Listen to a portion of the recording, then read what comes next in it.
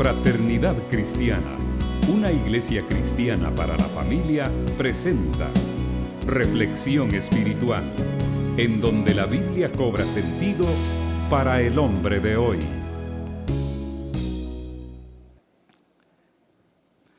¿Cómo sabemos que un cristiano es espiritual o no es espiritual? Es muy importante que nosotros definamos lo que significa ser espiritual. Hay algunos conceptos equivocados sobre lo que es ser espiritual. Algunos piensan, por ejemplo, que ser espiritual significa no tener o no acumular ninguna posesión material y apartarse del mundo. De ahí que han surgido monjes que se han recluido en el desierto, en las montañas, sin nada más que lo que llevan puesto. Pero si eso es ser espiritual, usted y yo jamás seremos espirituales, porque usted y yo tenemos lleno el closet de ropa. Usted piensa que algún día le va a quedar otra vez.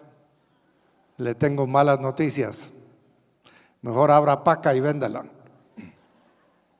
o regálela. Pero si no tener posesiones espirituales es sinónimo de, o no tener posesiones materiales es sinónimo de ser espiritual, la gran mayoría nunca podríamos ser espirituales. Algunos piensan que el que tiene un puesto o se congrega regularmente en la iglesia, ese es espiritual. Pero hemos conocido a muchos que se congregan regularmente en la iglesia, tienen un puesto en la iglesia, pero no son espirituales. Y luego los que nunca tienen un puesto en la iglesia, entonces ¿qué? ¿No serían espirituales? Hay quienes también piensan que buscar a Dios por medio de cualquier camino, por medio de cualquier religión, eso es ser espiritual. Entonces, ¿cuál sería la diferencia entre ser espiritual y no serlo? Si todos los caminos llevan al cielo. Esa es una falacia, esa es una equivocación. No todos los caminos llevan al cielo. Es más, la Biblia dice en Juan 14:6, yo soy el camino, la verdad y la vida, y nadie viene al Padre sino ¿por quién? Por Jesús. Así que es muy importante entender eso. El diccionario nos dice que espiritual es algo del espíritu o relativo a él. Nos dice que se aplica a las personas o cosas que prefieren la sensibilidad y los sentimientos con abandono a lo material. Pero ¿será esto ser espiritual? ¿Qué es lo que la Biblia enseña al respecto? Definir lo que es ser espiritual será determinante en nuestra vida cristiana, porque un concepto equivocado siempre producirá una conducta equivocada. Si nos apegamos al concepto bíblico de lo que significa ser espiritual, conoceremos verdaderamente cuál es el plan de Dios para nosotros y encontraremos la vida y la paz verdaderas. En la Biblia hay una iglesia muy carismática, es decir, muy llena de los carismas del Espíritu Santo. Una iglesia en que se manifestaban todos los dones del Espíritu Santo. Es una iglesia en la que se saludaban en lenguas extrañas, se bendecían en lenguas extrañas, cantaban en lenguas extrañas, todo era extraño. Una iglesia que llamaríamos hoy una iglesia muy carismática. Sin embargo, Pablo les escribe como que fueran la iglesia más carnal de la época. Entonces, ¿qué pasa? ¿No basta entonces con tener los dones del Espíritu funcionando para ser espiritual? Definitivamente no. Yo he visto muchas personas que manifiestan diferentes dones del Espíritu Santo en la congregación y en la calle llevan una vida nada espiritual. Esta iglesia a la que me refiero es una iglesia que se caracterizaba por tener muchas divisiones.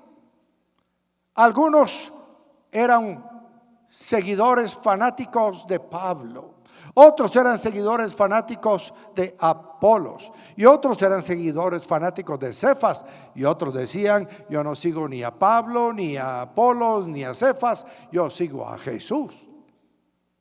Pero causaban divisiones. Ahora, ¿será espiritual una iglesia en la que abundan las divisiones? No lo es. Es muy importante guardar la unidad del Espíritu en el vínculo de la paz. No podemos nosotros ser espirituales y caer en lo que dice aquí Pablo a los Corintios en la primera carta, capítulo 3 y versículo 1. Primera Corintios 3:1 dice: yo, hermanos, no pude dirigirme a ustedes como a espirituales, sino como a inmaduros, apenas niños en Cristo. Tome nota de esta manera de Pablo, cómo describe a los espirituales y a los no espirituales. Para Pablo, un espiritual es una persona madura, pero un no espiritual es un niño en Cristo, es un inmaduro. Y dice: les di leche porque no podían asimilar alimento sólido, ni pueden todavía, pues aún son inmaduros. Noten cómo Pablo subraya la inmadurez como una característica de un cristiano no espiritual. Mientras haya entre ustedes celos y contiendas, ¿no serán inmaduros? ¿Acaso no se están comportando según criterios meramente humanos? Es que los niños se caracterizan por pelear. ¿Cuántos tienen niños chiquitos en casa? Sí, o son hijos, o son nietos, o son niños de la calle que llegan a ver que sacan. Pero los niños chiquitos, por lo general, siempre están peleando. Y el papá o la mamá o el abuelo resulta siendo el árbitro. Ay, es que no quiere jugar conmigo. Ay, es que me empujó. Ay, es que mira, me quitó el juguete. Ay, es que no me quiere prestar nada. Eso es típico. Por eso Pablo dice que una persona espiritual es una persona madura, que ya no anda peleando por tonteras con la gente. Pero si usted es una persona celosa, pregúntele a su vecino: ¿usted tiene celos? Es una buena pregunta para su mujer, ¿verdad? O para su esposo, o para su amigo, porque a veces los celos se manifiestan entre amigos, y a veces los celos se manifiestan entre hermanos. Y por eso Pablo dice acá: mientras haya entre ustedes celos y contiendas, ¿no serán inmaduros? ¿Acaso no se están comportando según criterios meramente humanos? Versículo 4, cuando uno afirma: yo sigo a Pablo, y otro: yo sigo a Apolos, no es porque están actuando con criterios humanos. Después de todo, ¿qué es Apolos y qué es Pablo?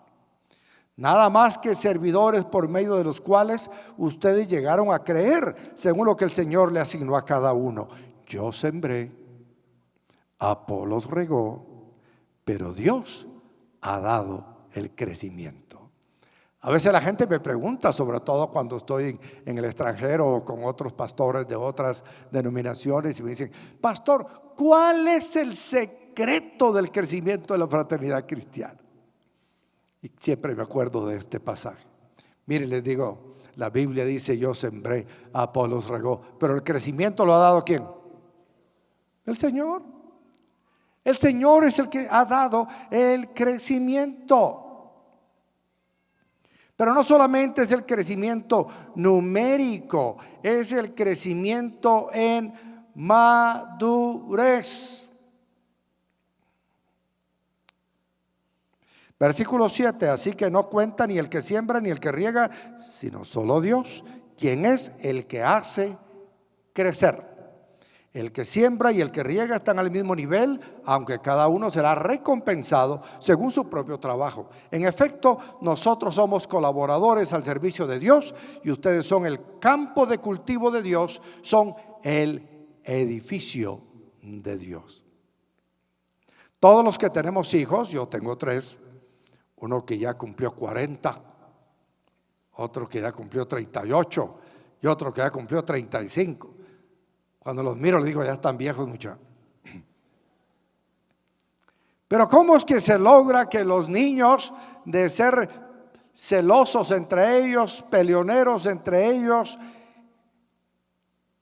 logren crecer y aceptarse unos a otros como son con sus diferencias? Amarse unos a otros como son con sus diferencias. Eso lo da nada más Dios. Y entre los cristianos también ocurre. Hay cristianos que se ponen a pelear. No, mi iglesia es más espiritual que la tuya. No, mi iglesia adora al Señor mejor que la tuya. No, mi iglesia cree en la palabra del Señor más que la tuya. No, en mi... ¿Qué son estos hermanos? Son inmaduros. ¿Son espirituales? No, son inmaduros. Así que cuando usted se encuentra ahí que comparando su iglesia con la otra iglesia, su familia con la otra familia, su persona con otra persona, usted está demostrando que todavía le falta para ser espiritual. Uno tiene que alcanzar ese nivel de madurez, de espiritualidad, en el cual usted da gracias a Dios por lo que es y reconoce que es lo que es, porque Dios le ha dado el crecimiento, Dios le ha dado la madurez. El crecimiento no es solamente numérico, el crecimiento también es cualitativo, no solo cuantitativo. Y está bien que seamos muchos. La prensa libre del domingo 31 de mayo del 2015 sacó una encuesta que hizo la empresa Prodatos, en la que dice que evangélicos y católicos en Guatemala se emparejaron. Hay un margen de error de más 2.5, más menos 2.5%. La diferencia puede ser un 3% nada más. Ahora, por un lado, pues me alegro porque allá en los 50, cuando yo nací, la iglesia cristiana evangélica era minoritaria. Ahora, pues ya estamos a la par de la cantidad de cristianos que dice la encuesta que hay en Guatemala, católicos y evangélicos. Pero mi pregunta ahora es, ¿cuántos de esos son cristianos maduros y cuántos son cristianos infantiles? Cristianos espirituales, cristianos carnales. Porque ¿cuál es la diferencia entre uno y otro si ambos chupan? ¿Cuál es la diferencia entre uno y otro si ambos roban? ¿Cuál es la diferencia entre uno y otro si ambos reciben sobornos, aunque por dentro piensan que son ofrendas que les están dando? ¿Cuál es la diferencia entre uno y otro si ambos están peleando, adulterando, fornicando, engañando, estafando? Necesitamos que en Guatemala no solo todos crean en Dios, sino que todos sean espirituales, maduros, gente genuina, legítima, que ama y obedece a Dios. Pablo dice que no pudo hablarles como espirituales, pues se estaban comportando según criterios meramente humanos. Una persona no puede ser espiritual si se comporta como el mundo se comporta. Celos y contiendas. Pablo les dice que si manifiestan estas conductas no son espirituales, sino por el contrario son inmaduros, carnales.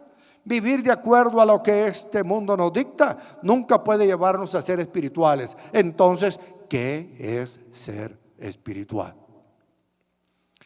El apóstol Pablo quería hacer lo bueno, pero no podía hasta que encontró la respuesta. Romanos 7:21 dice: así que descubro esta ley, que cuando quiero hacer el bien, me acompaña el mal. ¿No se mira usted reflejado en este espejo? Cuando quiero hacer el bien, me acompaña el mal. Quiero amar a mi mujer, pero en vez de eso la sopapeo. Usted quiere amar a su esposo, pero en vez de eso lo insulta.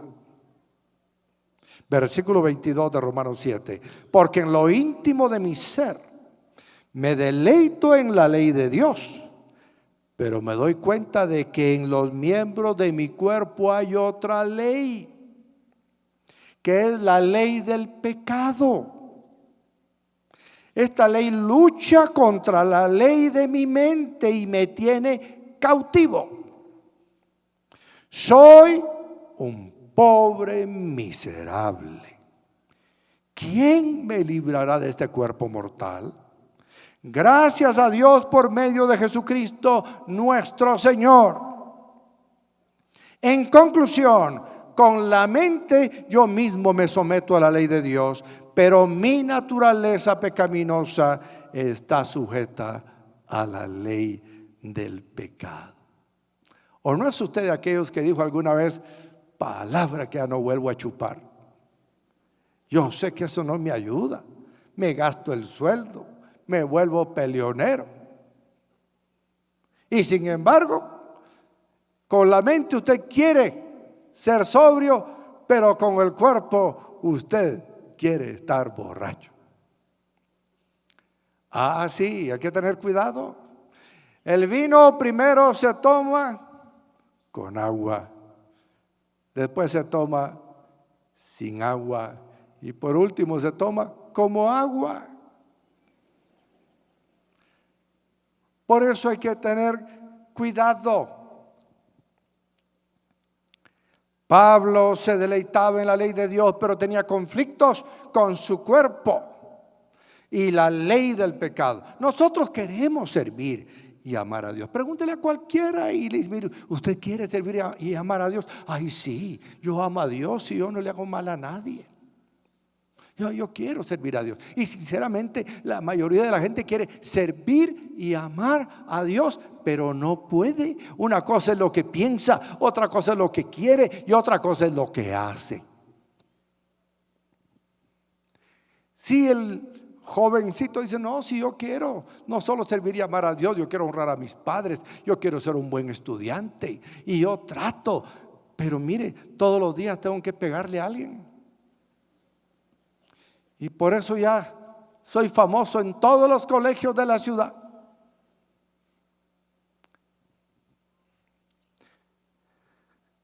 Nadie quiere servir al pecado, pero hay una naturaleza pecaminosa que lo lleva a amar al pecado. No, prometo que es última línea blanca que me tomo, que aspiro, que inhalo. La línea blanca que no es harina, dice un periódico. Y sin embargo, vuelve. Señor, yo te prometo que es la última vez que asalto a una ancianita. Pero el vicio, la avaricia, la violencia lo lleva de nuevo a cometer el pecado. Esta era una lucha entre su mente, lo íntimo de su ser y los miembros de su cuerpo. Existía un Pablo que no desaparecía. El otro yo del doctor Merengue se llamaba una tira cómica que salía en los periódicos cuando usted no había nacido. Todos tenemos el otro yo, ¿verdad? Tenemos un yo amable, cristiano, buena gente, que es el que nos ponemos el domingo cuando venimos a la frater. Es un yo angelical. Mire a su vecino, es que cara de ángel. Parece que el cielo se quedó vacío de ángeles y serafines. Todos están aquí. Y uno dice, qué gente tan buena. Y sin embargo, por la tarde, o al nomás salir de la frate, sale el otro yo. El bravo, el malcriadote, el vulgar. Soy de Pasaco y qué. Sale lo negativo. Ahí está la lucha. La Biblia llama la lucha entre el hombre viejo y el hombre nuevo. y la mujer vieja y la mujer nueva. Tenemos esa batalla y eso es lo que Pablo está explicando, que existía un conflicto que no desaparecía. Es como cuando usted sabe lo que debe hacer pero hace lo contrario. ¿Por qué? Porque su mente y lo íntimo de su ser le muestran lo que es correcto, pero usted tiene un problema con usted mismo, tiene un problema con su cuerpo y los miembros de su cuerpo. Como aquel cómico que dice: y me dije a mí mismo,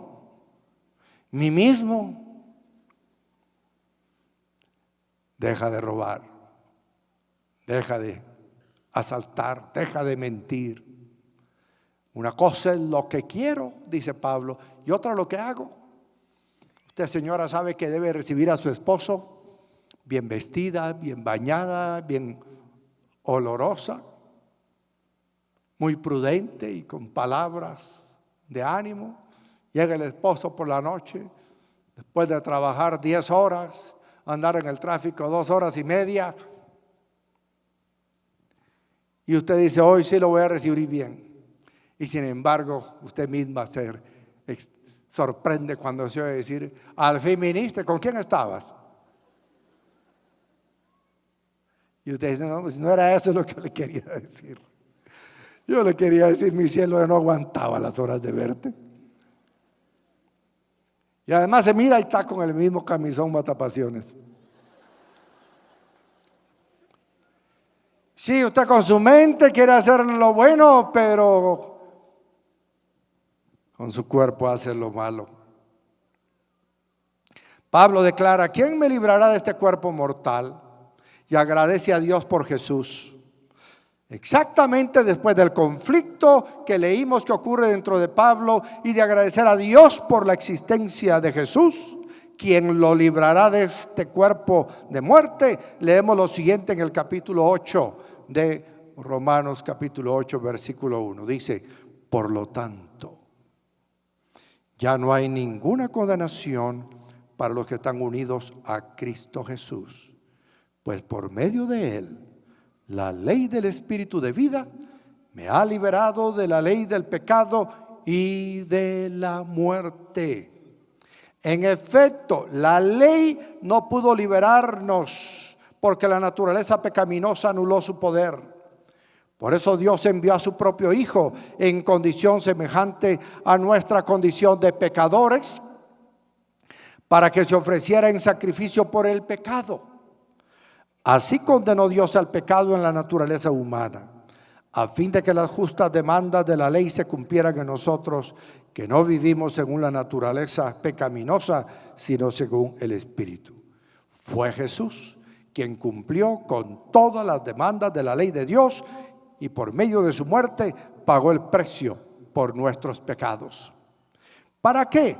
Para que no viviéramos según la naturaleza pecaminosa, sino según el Espíritu. Note la palabra Espíritu en mayúscula, porque se refiere al Espíritu de Dios. Cuando usted entrega su vida a Cristo, el Espíritu Santo de Dios entra en usted y le imparte una naturaleza divina, una naturaleza santa, y empieza la lucha dentro de usted mismo.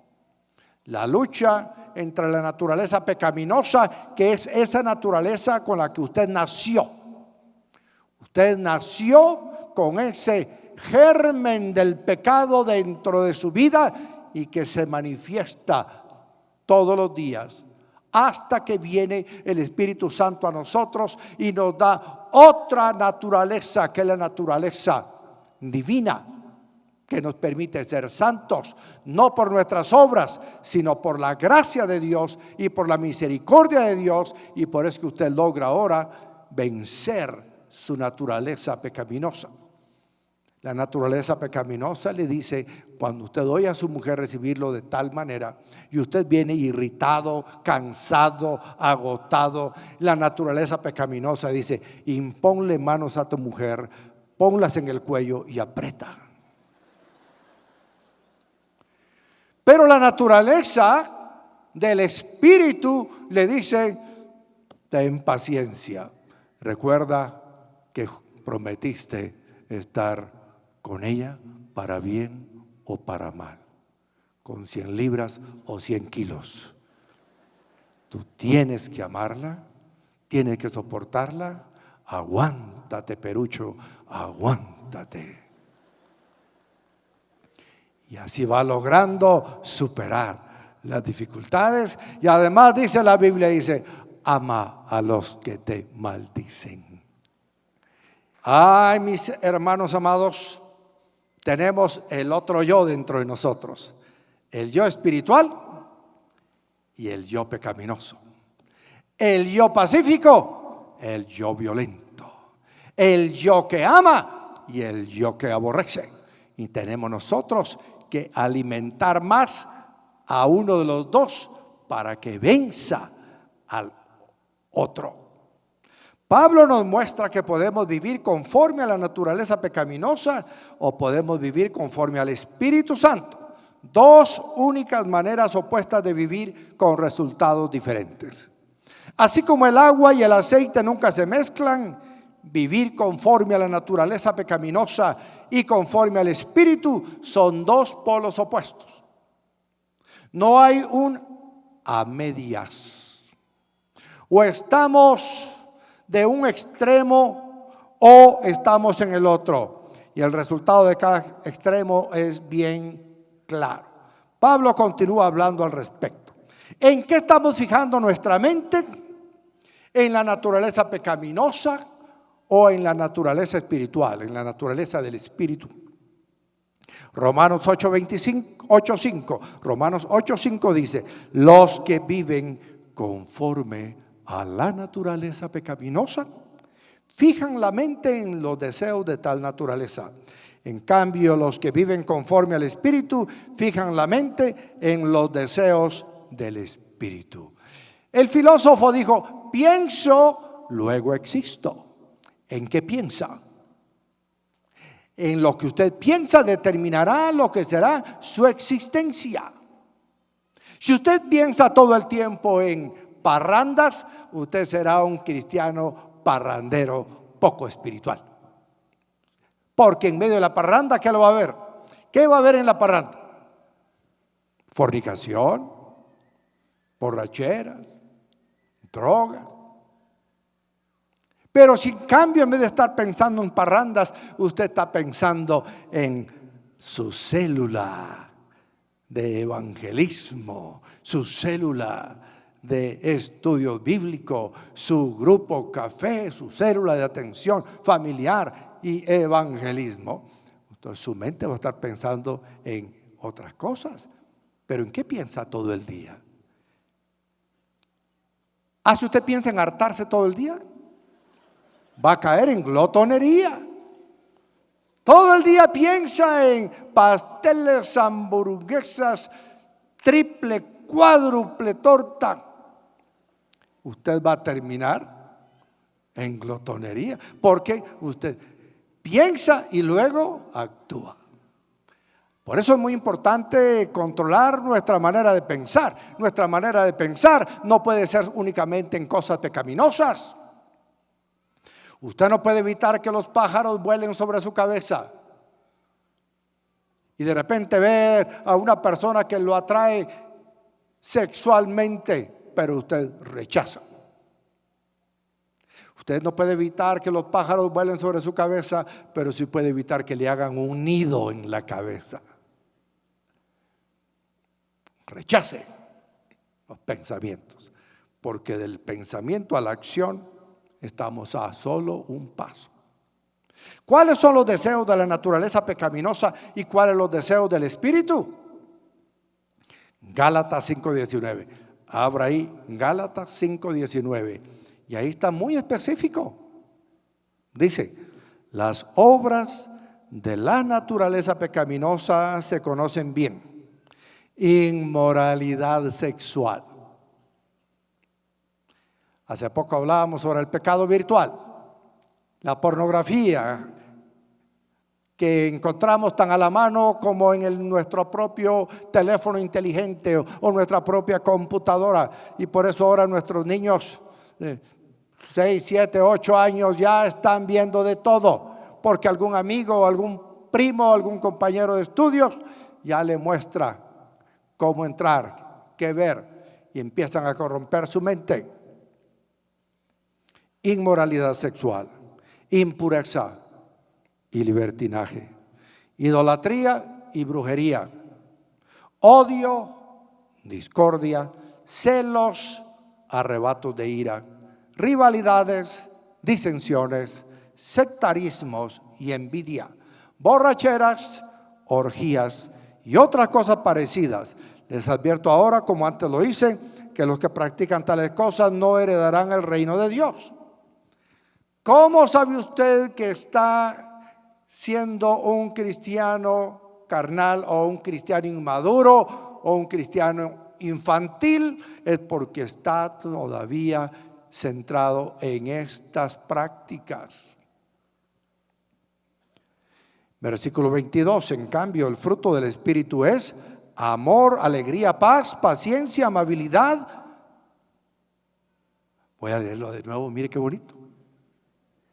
El fruto del Espíritu es ¿qué?